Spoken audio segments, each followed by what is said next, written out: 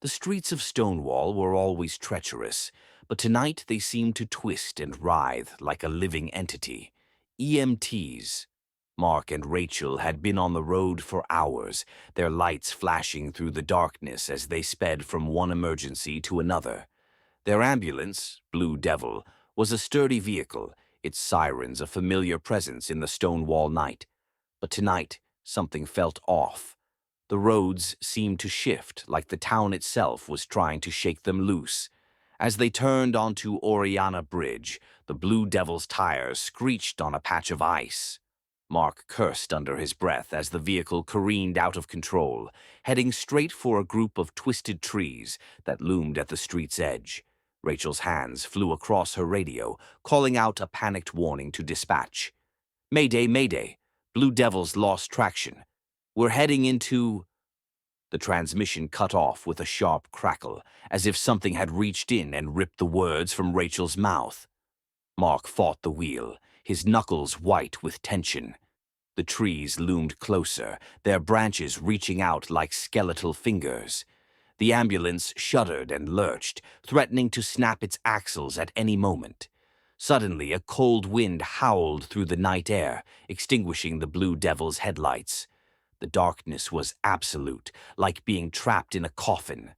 Mark spun around, trying to see what had happened. Rachel's face was ashen, her eyes fixed on something behind him. "What is it?" Mark whispered, his voice trembling with fear. Rachel's response was barely audible. It's following us." A faint humming grew louder, a low thrumming that seemed to emanate from the very heart of Stonewall.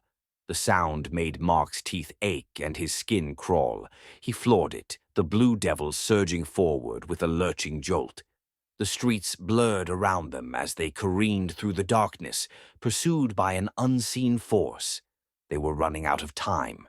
The humming grew louder still until it seemed to be inside Mark's skull, driving him mad with terror.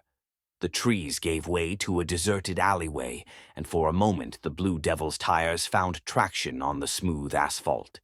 Mark took advantage of the reprieve, flooring it as they sped toward the Stonewall General Hospital. But as they burst through the hospital doors, Mark saw that something was wrong. The emergency room was dark and still, the equipment silenced like a tomb. A single word, scrawled in blood on the wall, greeted them. "Welcome." Mark's scream was drowned out by the sound of the ambulance's sirens, now wailing in tandem with the haunting hum that had pursued them through the night. The Blue Devil shuddered to a stop, its lights extinguished forever. Mark and Rachel were never seen or heard from again, consumed by the very darkness they'd tried to outrun. In Stonewall, the ambulance was never found, but some say on certain nights, when the moon is new and the wind howls through the streets like a chorus of lost souls, you can still hear the Blue Devil's sirens echoing through the deserted alleys, pursued by an eternal, unseen horror.